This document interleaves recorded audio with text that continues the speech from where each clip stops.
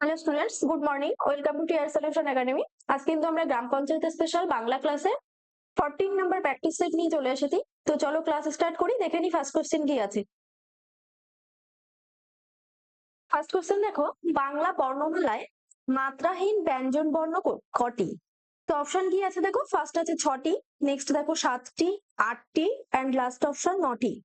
তো এখানে কিন্তু মাত্রাহীন ব্যঞ্জন বর্ণের সংখ্যা টোটাল আছে 6টি, অর্থাৎ অপশন এ হচ্ছে কারেক্ট অ্যান্সার। তো বাংলা মাত্রাহীন বর্ণ কিন্তু আছে টোটাল 10টি। তো এর মধ্যে কিন্তু স্বরবর্ণ রয়েছে 6টি। তো আমাদের দেখো, সরি, এর মধ্যে কিন্তু স্বরবর্ণ আর ব্যঞ্জন বর্ণ দুটো ভাগে ভাগ করা হয়েছে। তো স্বরবর্ণ আছে কিন্তু 4টি এবং ব্যঞ্জন বর্ণের সংখ্যা আছে কিন্তু 6টি। তো এই টোটাল মিলে হচ্ছে কিন্তু 10টি টোটাল। তো আমাদের প্রশ্ন দেখো বলেছে ব্যঞ্জন বর্ণের সংখ্যা কটি। তো ব্যঞ্জন বর্ণ আমি কটি বললাম না, 6টি। অপশন এ তাহলে সঠিক আনসার হচ্ছে। তো এখানে কিন্তু 6টি ব্যঞ্জন বর্ণের মধ্যে রয়েছে উঙ্গ, ইঙ্গ, খণ্ডত্ব, অনুস্বর, বিসর্গ এবং চন্দ্রবিন্দু। তো এই টোটাল 6টি হচ্ছে কিন্তু ব্যঞ্জন বর্ণ। এবং 4টি যে আছে স্বরবর্ণ, এই 4টি স্বরবর্ণ কিন্তু রয়েছে এ, ওই এবং ও, ও। তো নেক্সট দেখো আছে অপশন বি 7টি। তো 7টি কিন্তু হচ্ছে অর্ধমাত্রার ব্যঞ্জন বর্ণ, এগুলো কিন্তু মাত্রাহীন নয়। নেক্সট কোশ্চেন, স্ববর্গীয় ধ্বনির আগে সাধারণত কোন দন্তন্য বসে? তো এখানে কিন্তু বসে মূর্ধন্য, অর্থাৎ অপশন এ হচ্ছে কারেক্ট অ্যান্সার। তো এটি কিন্তু নত্যবিধানের নিয়ম অনুযায়ী তৎসম শব্দে ট বর্গীয় ধ্বনি। তো ট বর্গীয় ধ্বনির মধ্যে কিন্তু ট থেকে ঢ পর্যন্ত, ট, ঠ, ড, ঢ। তো এই 4টি বর্ণের আগে, ধ্বনির আগে কিন্তু সর্বদাই সেখানে মূর্ধন্য যুক্ত হয়। তো নেক্সট আছে দেখো দন্তান্ন, অপশন বি। তো ট এর সাথে দন্তান্ন যুক্ত কখনোই হয় না যদি সেটা বিদেশি শব্দ না হয়। বিদেশি শব্দে কিন্তু দন্তান্ন যুক্ত হয়। নেক্সট আছে দেখো ইঙ্গ। তো চ বর্গের সাথে ইঙ্গ যুক্ত হয়, যেমন চ বর্গের লাস্ট বর্ণ হচ্ছে চ, ছ বর্গের ছ এবং লাস্ট হচ্ছে ইঙ্গ, এই ইঙ্গ যুক্ত হয়ে থাকে চ বর্গের সাথে। নেক্সট দেখো আছে উম্ম। তো ক বর্গের সাথে কিন্তু উম্ম যুক্ত হয়, যেমন ক বর্গের লাস্ট ধ্বনি হচ্ছে কিন্তু উম্ম। নেক্সট কোশ্চেন দেখো, নিচের কোনটি শুদ্ধ শব্দ? তো এখানে কিন্তু কি দিয়েছে, দূষণীয়। তো দূষণীয় শব্দের সঠিক শব্দ হচ্ছে কিন্তু ফার্স্ট অপশন এ, দয় দীর্ঘ। প্রথম মনে রাখবে দীর্ঘ হবে, তারপর হচ্ছে মূর্ধন্য ষ এবং দীর্ঘিকার যুক্ত হবে মূর্ধন্যয়ের।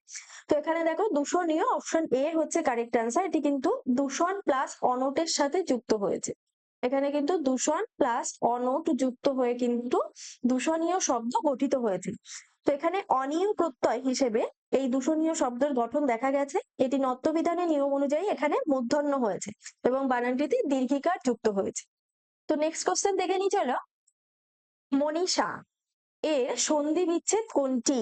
তো মনীষা এই শব্দের সন্ধি যদি আমি ভাঙি তাহলে কিন্তু আমি পাবো মনস প্লাস কিন্তু ঈশা পাচ্ছি। তো এটি কিন্তু যুক্ত হয়ে হচ্ছে মনীষা। তো এখানে দেখো অপশন বি আছে মনস যোগ ঈশা, সঠিক আনসার হচ্ছে। এটি কিন্তু নিপাতনে সিদ্ধ একটি ব্যঞ্জন সন্ধির উদাহরণ। সাধারণত এটি নিয়মের বাইরে গিয়ে এই সন্ধি গঠিত হয়ে থাকে। নেক্সট দেখো, অজপাড়াগা শব্দে অজ উপসর্গটি কি অর্থে ব্যবহৃত হয়? তো এটি কিন্তু নিতান্ত বা একেবারে অর্থে ব্যবহার করা হয়। অপশন এ দেখো সঠিক আনসার হচ্ছে। অজ এটি কিন্তু একটি খাঁটি বাংলা উপসর্গ। আর অজপাড়াগা বলতে কিন্তু নিতান্ত বা একেবারে অজপাড়াগাকে বোঝানো হয়ে থাকে। নেক্সট কোশ্চেন, হাতে কলমে কোন সমাস? তো হাতে কলমে এটি কিন্তু হচ্ছে অলুক দ্বন্দ্ব সমাসের একটি উদাহরণ হচ্ছে অপশন এ। কেন বলা হচ্ছে না, যে দ্বন্দ্ব সমাসে সমসমান পদের বিভক্তি লোপ পায় না তাকে কিন্তু অলুক দ্বন্দ্ব সমাস বলা হয়। তো এখানে আমাদের কি বলেছে, হাতে কলমে দুটো পদ আছে, তো এই দুটো মিলিত হয়ে কিন্তু হাতে কলমে তৈরি হয়েছে। এখানে এ বিভক্তি কিন্তু লোপ পায়নি। তো সাধারণ দ্বন্দ্ব, অপশন বি। সাধারণ দ্বন্দ্ব কিভাবে হয়, এটি কিন্তু বিভক্তি সেখানে লোপ পায়, যেমন মাতা ও পিতা। তো মাতা আর পিতা উভয় মিলে যুক্ত হয়ে কিন্তু মাতা পিতা গঠিত হচ্ছে, এটি কিন্তু সাধারণ দ্বন্দ্ব সমাসের উদাহরণ হচ্ছে। নেক্সট অপশন দেখো আছে বহুব্রীহি সমাস। তো নতুন কোনো অর্থ প্রকাশ করলে তখন কিন্তু বহুব্রীহি সমাস হয়। এন্ড লাস্ট অপশন দেখো তৎপুরুষ সমাস। তো পূর্বপদের বিভক্তি লোপ পেয়ে পরপদের অর্থ প্রকাশ পেলে তখন কিন্তু তৎপুরুষ সমাস হয়ে থাকে। নেক্সট কোশ্চেন, মরি মরি কি সুন্দর প্রভাতের রূপ। এখানে মরি মরি কোন পদ?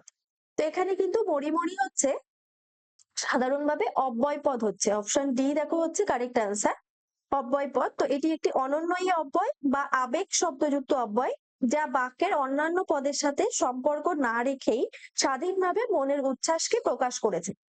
তো আমরা অন্যান্য অপশনের ব্যাখ্যা একটু জেনে নেব। ফার্স্ট হচ্ছে কি বিশেষ্য পদ। বিশেষ্য শব্দ হচ্ছে কোনো কিছু নাম বোঝালে তখন তাকে বিশেষ্য পদ বলা হয়। নেক্সট আছে দেখো বিশেষণ পদ। তো বিশেষ্য পদের যদি কোনো দোষ, গুণ, অবস্থা বা কোনো সংখ্যা, পরিমাণ ইত্যাদি বোঝায় তাকে কিন্তু বিশেষণ পদ বলা হয়।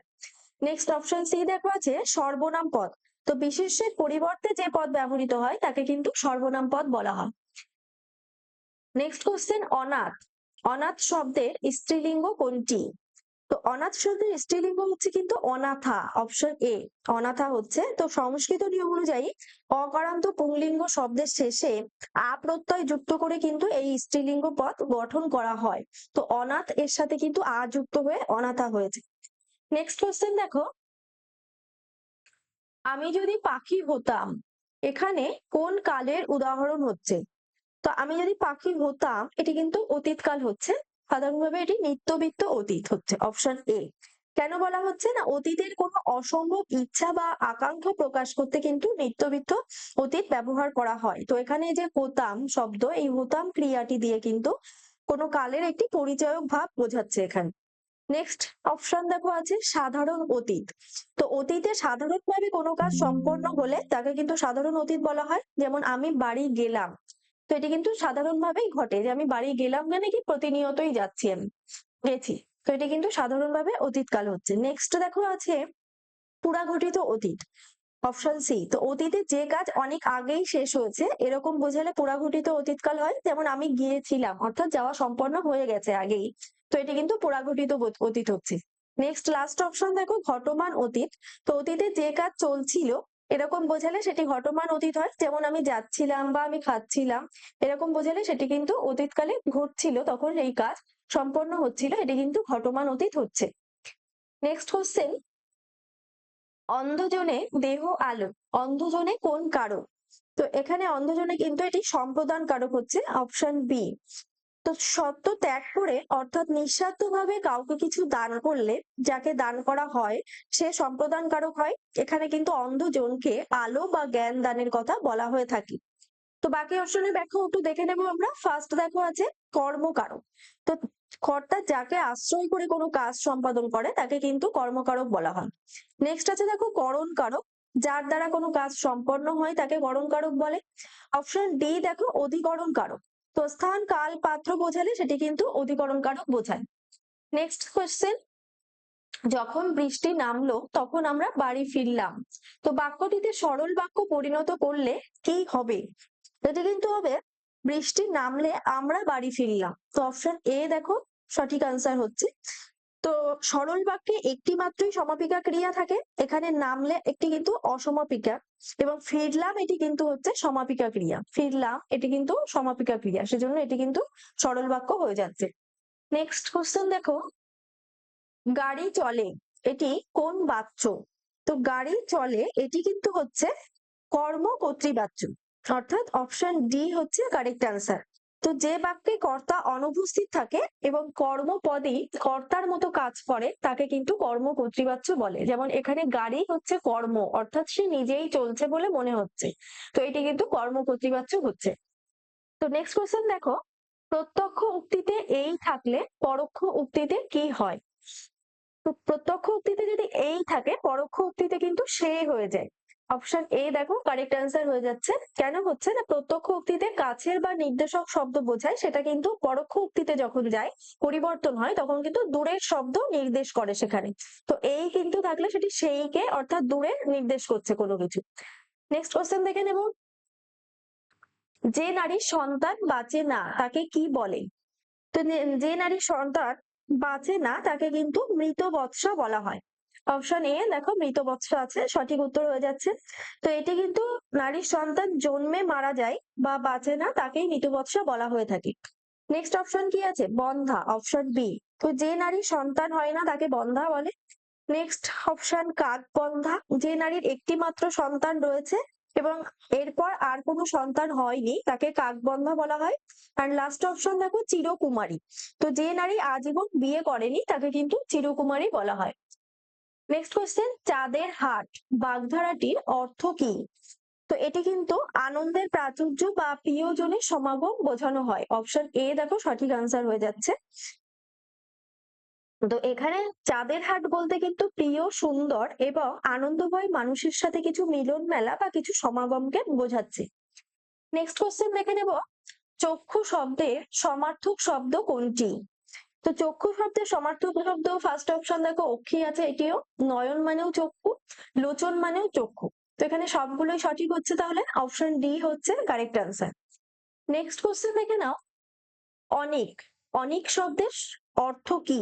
তো অনেকের অর্থ কিন্তু হচ্ছে সৈন্য বা সেনা দল, অর্থাৎ অপশন এ। তো এখানে কিন্তু অনেক অর্থে হচ্ছে সেনাদল বা কোনো সৈন্যদল বা যুদ্ধক্ষেত্রে কিছু বোঝানো হয়। নেক্সট দেখো আগুন, অপশন বি। তো আগুন শব্দের অর্থ বা সমার্থক শব্দ কিন্তু হচ্ছে অনল, বন্যী বা পাবক বোঝায়, বন্যী বোঝায় বা অনল বোঝায়, এগুলো কিন্তু আগুনের সমার্থক শব্দ। নেক্সট আছে দেখো বাতাস, অপশন সি। তো বাতাস হচ্ছে কিন্তু পবন বোঝায়, অনিল বোঝায়, এগুলো কিন্তু বাতাসের সমার্থক শব্দ। নেক্সট লাস্ট অপশন জল। তো জলের সমার্থক শব্দ কিন্তু নীর, বাড়ি, এগুলো জলের সমার্থক শব্দ। নেক্সট কোশ্চেন, নকশিকাঁথার মাঠ কি ধরনের কাব্য? তো এটি কিন্তু কাহিনী কাব্য একটি।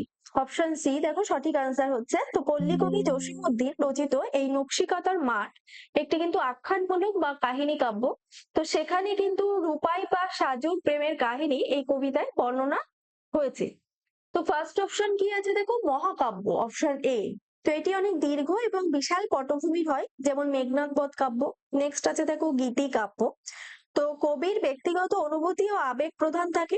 অ্যান্ড লাস্ট অপশন দেখো আছে শোক গাথা। তো শোক প্রকাশ করে লেখা হয়, যেমন এলিজি। চলো তো নেক্সট কোশ্চেন দেখে নাও, কাজী নজরুল ইসলামের বিদ্রোহী কবিতাটি কোন পত্রিকায় প্রকাশিত হয়েছে? তো এটি কিন্তু বিজলি পত্রিকায় প্রকাশ হয়েছে। অপশন বি কারেক্ট অ্যান্সার হচ্ছে 1922-এর 6ই জানুয়ারি। তো কত বললাম, 1922-এর 6ই জানুয়ারি কিন্তু বিজলি পত্রিকায় এই বিদ্রোহী কবিতাটি সর্বপ্রথম প্রকাশিত হয় এবং এটি ব্যাপক আলোড়ন সৃষ্টি করেছিল। তো ফার্স্ট অপশন দেখো আছে লাঙল, অপশন এ। এটি কিন্তু কাজী নজরুল ইসলাম সম্পাদিত একটি পত্রিকা, কিন্তু এখানে বিদ্রোহী প্রথম ছাপা হয়নি। নেক্সট অপশন সি দেখো ধূমকেতু। তো এটি কিন্তু নজরুলের সম্পাদিতই একটি পত্রিকা, তবে এই কবিতাটি এখনো পর্যন্ত কিন্তু প্রথম আসেনি। Next last option Saogat. এটি একটি বিখ্যাত সাহিত্য পত্রিকা, তবে সঠিক উত্তর কিন্তু এখানে বিজলিই হচ্ছে। নেক্সট কোশ্চেন, কোনটি কণ্ঠধ্বনি নয়? তো কণ্ঠধ্বনি নয় কিন্তু এটি হচ্ছে চ হবে, অপশন ডি। তো কেন, এখানে ক বর্গ, ফার্স্ট অপশন দেখো ক বর্গের ধ্বনি, তাই এটি কণ্ঠধ্বনি। খ কিন্তু ক বর্গের ধ্বনি, ঘ হচ্ছে ক বর্গের ধ্বনি। তো এই তিনটি কিন্তু হচ্ছে কণ্ঠধ্বনির উদাহরণ। নেক্সট দেখো আছে চ হচ্ছে কিন্তু চ বর্গীয় ধ্বনি, এটি শুরু হচ্ছে, যার উচ্চারণ কিন্তু তালুতে হয়, তাই একে কিন্তু তালব্য ধ্বনি বলা হয় চকে। দেখো তো আজকের ক্লাস এ পর্যন্তই থাকছে। প্রত্যেকে ভালো থাকবে এবং প্রত্যেকে কাউন্ট করে জানাবে কে কত স্কোর হলো। ভালো লাগলে ক্লাসটি প্লিজ একটা লাইক করে দিও এবং বাকি বন্ধুদের মধ্যে শেয়ার করো। প্রত্যেকে ক্লাসটি করতে বলো। নেক্সট ক্লাসে তোমাদের সাথে আবার দেখা হবে। আজ এই পর্যন্তই, বাই।